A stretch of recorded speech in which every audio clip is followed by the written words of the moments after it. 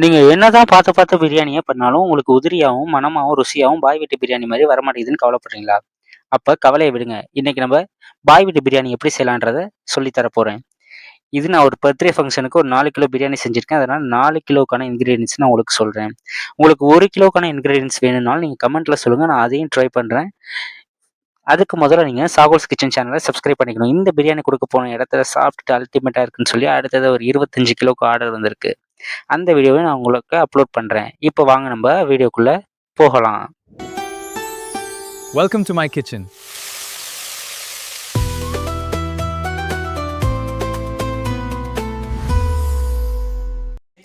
நம்ம 4 கிலோ பிரியாணி பண்ணுறதுக்கு நமக்கு தேவை 4 கிலோ கோழிக்கறி, 1 1/2 கிலோ பல்லாரி வெங்காயம், 1 கிலோ தக்காளி, 1/2 கிலோ இஞ்சி, 1/2 கிலோ பூண்டு அரைச்சு வச்சிருக்கோம். 1/2 கட்டு கொத்தமல்லி, 1/2 கட்டு புதினா, பெரிய பச்சை மிளகாய் ஒரு 8, பட்டை, கிராம்பு, ஏலக்காய் 10 கிராம் நம்ம தாளிக்கிறதுக்கு எடுத்து வச்சிருக்கிறோம். அதே போல் பட்டை, கிராம்பு, ஏலக்காய் ஒரு 10 கிராம் நல்லா அரைச்சி பிரியாணி மசாலா ரெடி பண்ணியிருக்கோம். இது ஹோம்மேட் மசாலா தான். நம்ம கடையில் எந்த மசாலாவும் சேர்க்க போகிறதில்ல. வீட்டு மிளகாத்தூள் ஒரு 8 teaspoon, 1/2 litre gold winner, 1/2 kilo Hatsun தயிர் நம்ம இதெல்லாம் எடுத்து வச்சிருக்கிறோம். வீட்டு மிளகாத்தூளுங்கிற வாசி கொஞ்சம் காரம் கம்மியாக இருக்க வாசி நம்ம 8 ஸ்பூன் சேர்க்குறோம். நீங்கள் இதுவே வேறு பிராண்ட் எதுவும் சேர்க்குறீங்கன்னா நீங்கள் 1 ஸ்பூன் கம்மியாகவே சேர்த்துக்கோங்க. நம்ம தண்ணி கொதிக்க வைக்கும்போது காரத்தை பார்த்துட்டு சேர்த்துக்கலாம். இப்போ நம்ம பிரியாணி செய்யலாம். அதுக்கு நீங்கள் அடிகனமான 5 கிலோ செய்யக்கூடிய அளவுக்கு நம்ம ஒரு பாத்திரத்தை எடுத்து வச்சுருக்கோம். அதில் நம்ம கட் பண்ணி 1/2 லிட்டர் எண்ணெயை அதில் ஊற்றுறோம். எண்ணெய் நல்லா சூடானதுக்கப்புறம் நம்ம எடுத்து வச்சுருக்க ஹோல் ஸ்பைசஸ், அதாவது பட்டை, கிராம்பு, ஏலக்காவையும் போடுறோம். நம்ம வீட்டில் பட்டர் உருக்கி வச்சுருக்கோம். அந்த நெய் தான் இப்போ போடுறோம். ஏன்னா நல்லா வாசமாகவும் மணமாகவும் இருக்கும். நாங்கள் பட்டர் உருக்கி தான் எப்போதுமே பிரியாணி ஆர்டருக்கு கொடுப்போம். அப்போ தான் நமக்கு கஸ்டமர் ரெகுலராக வருவாங்கன்ற வாசி எப்போதுமே நம்ம இதாக பண்ணிகிட்ருக்கோம். எண்ணெயும் நெய்யாக சூடானதுக்கப்புறம் நீங்கள் பட்டை, கிராம்பு, ஏலக்காவும் நல்லா பொரிய விடுங்க. நல்லா பொரிஞ்சதுக்கப்புறம் நம்ம கட் பண்ணி வச்சுருக்கிற 1 1/2 கிலோ பல்லாரியை நல்லா கொதிக்கிற எண்ணெயில் போடுங்க. அப்போ தான் நல்லா பொரியும். நம்ம அடுப்பை இந்த இடத்துல ஹை ஃப்ளேமில் தான் வச்சுருக்கணும். லோ ஃப்ளேமில் வச்சிங்கன்னா வெங்காயம் வேக ஆரம்பிச்சிடும், பொரியாது.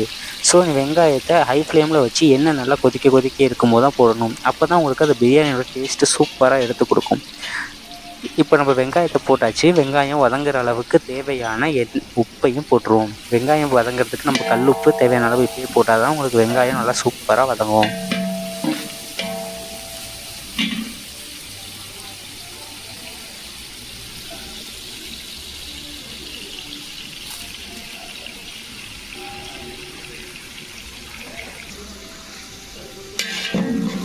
உப்பு போட்டதுக்கப்புறம் வெங்காயத்தை நல்லா ஹை ஃப்ளேமில் வச்சு வதக்கிக்கோங்க.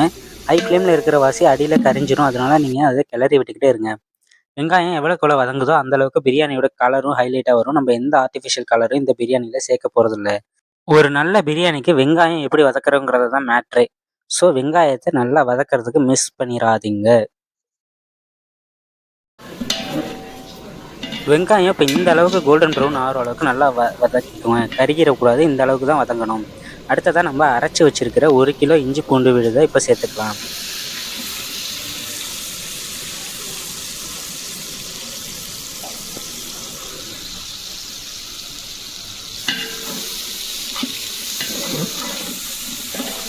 இஞ்சி பூண்டு விழுது சேர்த்ததுக்கப்புறமா வெங்காயமும் இஞ்சி பூண்டு விழுதும் நல்லா மிக்ஸ் ஆகி சூப்பராக வதக்கிற வரைக்கும் வெயிட் பண்ணுங்கள். இது நல்லா வதங்கி ஒரு அல்வா மாதிரி வரும். அது வரைக்கும் நீங்கள் வதக்கணும். அப்போ தான் இஞ்சி பூண்டோட பச்சை வாசனையும் போகும். அதே மாதிரி இஞ்சி பூண்டு சேர்த்ததுக்கப்புறம் கைவிடாமல் கிளறிக்கிட்டே இருங்க. ஏன்னா இஞ்சி பூண்டு சேர்த்ததுக்கப்புறம் சட்டியில் அடியில் பிடிக்க ஆரம்பிச்சிடும். அதனால் நீங்கள் இஞ்சி பூண்டு சேர்த்ததுக்கப்புறம் கைவிடாமல் கிளறிக்கிட்டே இருங்க. வெங்காயமும் இஞ்சி பூண்டு வதங்கினாலே உங்களோட பிரியாணி 75% சூப்பராக வரும்.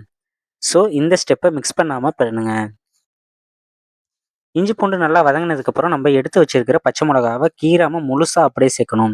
முழுசாக சேர்த்தா தான் அந்த பச்சை மிளகா அந்த எண்ணெயோட ஹீட்டில் வெடித்து அந்த காட்டம் நல்லா உங்களுக்கு அந்த மசாலாவில் இறங்கும். பச்சை மிளகாவையும் சேர்த்தாச்சு. அடுத்ததாக நம்ம 1/2 கட்டு கொத்தமல்லி, 1/2 கட்டு புதினா இதையும் சேர்த்து நல்லா வதக்கிக்கோங்க. கொத்தமல்லி, புதினா நல்லா வதங்கினதுக்கப்புறம் நம்ம எடுத்து வச்சிருக்கிற வீட்டு மிளகாத்தூள் ஒரு 8 ஸ்பூன் போடுறோம். நம்ம தனி மிளகாத்தூள் தான் போடணும். நம்ம குழம்பு மிளகாத்தூள் இந்த இடத்துல போட்டக்கூடாது. தனி மிளகாத்தூள் 8 ஸ்பூன் போட்டாச்சு. நம்ம அரைச்சி வச்சுருக்கிற அந்த பிரியாணி மசாலா, அதாவது ஹோம்மேட் பிரியாணி மசாலா, நம்ம கடையில் எந்த மசாலாவும் வாங்கலை, எந்த ஆர்டிஃபிஷியல் கலரும் சேர்க்கலை. இப்போ இந்த மசாலாவையும் போட்டு நல்லா ஒரு சின்ன கரண்டியால் வச்சு கிளறிக்கோங்க. ஏன்னா அப்போ தான் நீங்கள் அடி பிடிக்க ஆரம்பிச்சிடும். இந்த மசாலா போட்டோன்னே இந்த எண்ணெயில் போட்டோன்னே வதக்கினா தான் உங்களுக்கு அந்த கலர் கொடுக்கும். ஸோ சின்ன கரண்டியை வச்சு நல்லா கிளறிக்கோங்க. அப்போ தான் சூப்பர் கலராக வரும். இப்போ இந்த மசாலாவை போட்டு நம்ம கிளறிட்டோம்.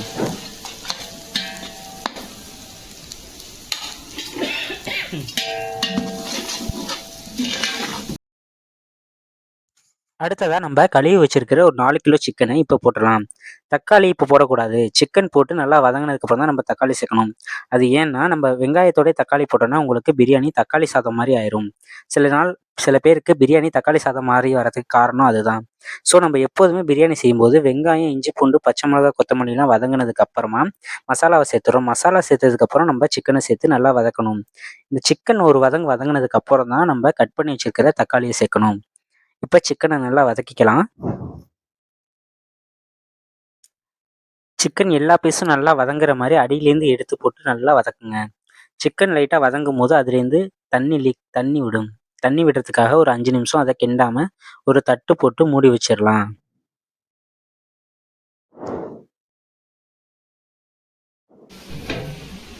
இப்போ சிக்கன் வதங்கியிருக்கும். நம்ம தட்ட எடுத்துட்டு இன்னொரு வாட்டி ஒரு கிளறிட்டு நம்ம இப்ப தக்காளி சேர்க்க போறோம். சிக்கன் நல்லா வதங்கி தண்ணி விட்டுருச்சு. நம்ம அடுத்ததா இப்ப தக்காளி எடுத்து சேர்த்துக்கலாம். இந்த தக்காளியை நாங்க ஃபுட் ப்ராசஸர்ல போட்டு நல்லா நைஸா கட் பண்ணி வச்சிருக்கோம். தக்காளி எவ்வளோக்கு எவ்வளோ நைஸாக இருந்தாலும் உங்களுக்கு அந்த எடுத்து போட்டு சாப்பிட்ற அந்த ஃபீலிங் இருக்காது. ஸோ நல்லா தக்காளியை நைஸாக கட் பண்ணிக்கோங்க. இப்போ தக்காளியே சேர்த்துலாம். நம்ம பிரியாணிக்கு 1.5 கிலோ பல்லாரி போடுறோன்னா அதில் ஒரு 75% போட்டால் போதும். தக்காளி ஒரு 1 கிலோ போட்டால் போதும்.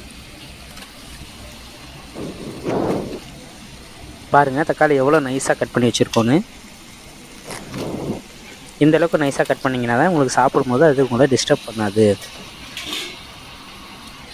இப்போ தக்காளியை போட்டு நல்லா வதக்கிக்கலாம்.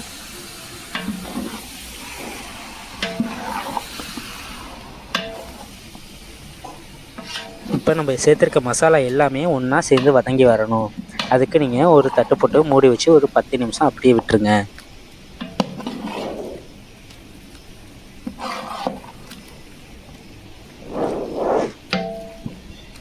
இப்போ நல்லா வதக்கியாச்சு. இப்போ ஒரு தட்டு போட்டு ஒரு 10 நிமிஷம் அப்படியே விட்டுடலாம்.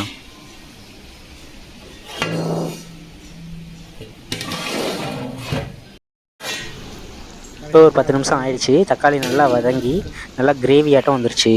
இப்போ இன்னொரு வாட்டி ஒரு கிளறிட்டு நம்ம எடுத்து வச்சிருக்கிற ஹட்சன் தயிரை இப்போ சேர்க்க போகிறோம். பாருங்கள் தக்காளி எவ்வளோ சூப்பராக மசிஞ்சு வந்துருச்சுன்னு. இந்த மாதிரி செஞ்சிங்கன்னா தான் உங்களுக்கு பிரியாணி சூப்பராக வரும். நீங்கள் தக்காளியை சிக்கனுக்கு முன்னாடியே சேர்த்துட்டிங்கன்னா உங்களுக்கு தக்காளி சாதம் மாதிரி வந்துடும்.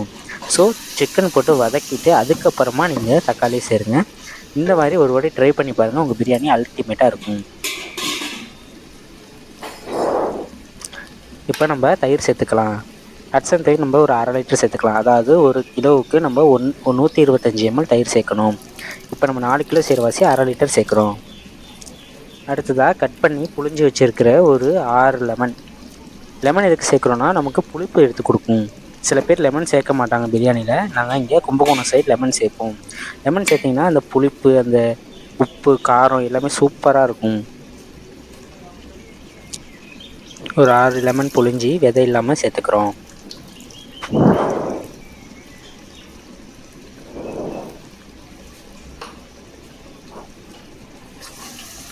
இப்போ தயிர் ஊற்றி திரும்பவும் தட்டு போட்டு மூடிக்கலாம். ஏன்னா தயிர் அந்த வெள்ளை வெள்ளையாக இருக்குல்ல, அதெல்லாம் நல்லா கிரேவியாட்டம் வந்துடும்.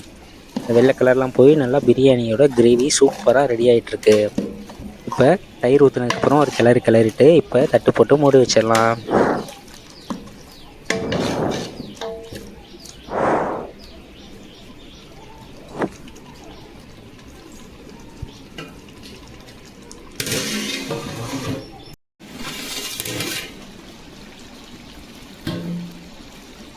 இப்போ தயிர் எல்லாமே நல்லா கிரேவியாட்டம் வந்து நல்லா தண்ணி விட்டு சிக்கனும் நல்லா வெந்துக்கிட்டு இருக்கு. சிக்கன் வெந்துருச்சானே இப்போ எடுத்து பார்த்துக்கலாம்.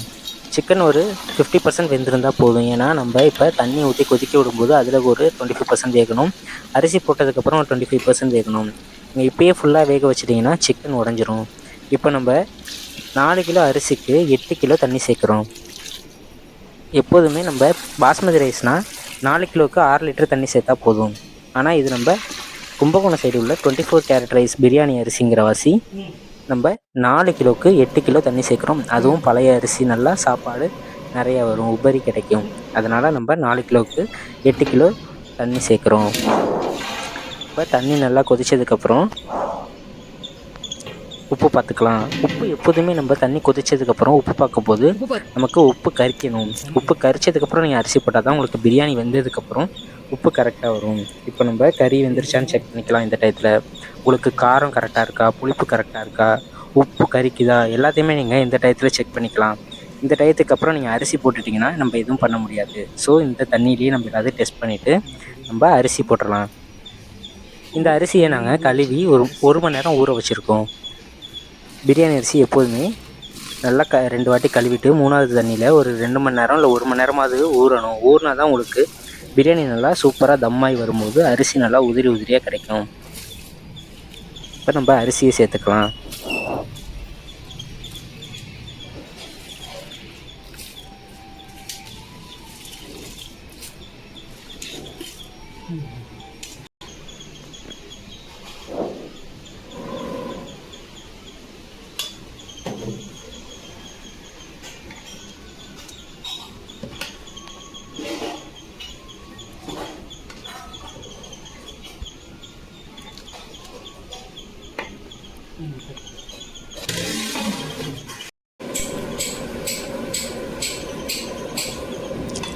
அரிசி போட்டதுக்கப்புறம் ஒரு தட்டு போட்டு மூடி வச்சு ஒரு 5 நிமிஷம் விட்டுருங்க. 5 நிமிஷம் கழித்து ஒரு வாட்டி கிளறி விடுங்க. அரிசி போட்டதுக்கப்புறம் நம்ம அடிக்கடி கிளறக்கூடாது, ஏன்னா சிக்கன் உடஞ்சிரும், அரிசியும் உடஞ்சிரும். ஸோ நீங்கள் ஒரு 5 நிமிஷத்துக்கு ஒரு வாட்டி கிளறி விட்டால் போதும். இப்போ நல்லா அடியிலேருந்து கிளறி விட்டுருங்க.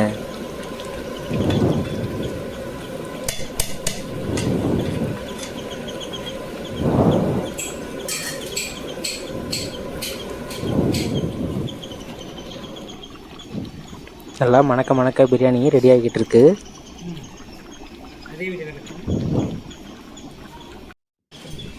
இப்போ அரிசியும் தண்ணியும் ஈக்குவலாக ஒரே லெவலுக்கு வந்ததுக்கப்புறம் நம்ம பிரியாணி மசாலா ஒரு ஸ்பூன் இப்போ மேலே தூவிக்கலாம். இது தூவிட்டிங்கன்னா தம்மு உடைக்கும் போது வாசனை சூப்பராக எடுத்து கொடுக்கும். அடுத்து நம்ம இப்போ தம் விட்டுறலாம்.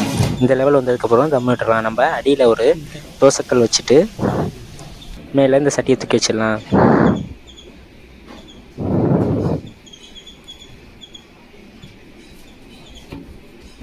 சட்டியை தூக்கி வச்சதுக்கப்புறம் மேலே வெயிட்டுக்காக நம்ம ஒரு 3 செங்கல்லை தூக்கி வச்சுட்டு ஒரு 10 நிமிஷம் ஹை ஃப்ளேமு, 5 நிமிஷம் லோ ஃப்ளேமில் வச்சுட்டு இறக்கிடலாம். இப்போ அரை மணி நேரம் அப்படியே விட்டுட்டு நீங்கள் தம்மு உடைக்கலாம்.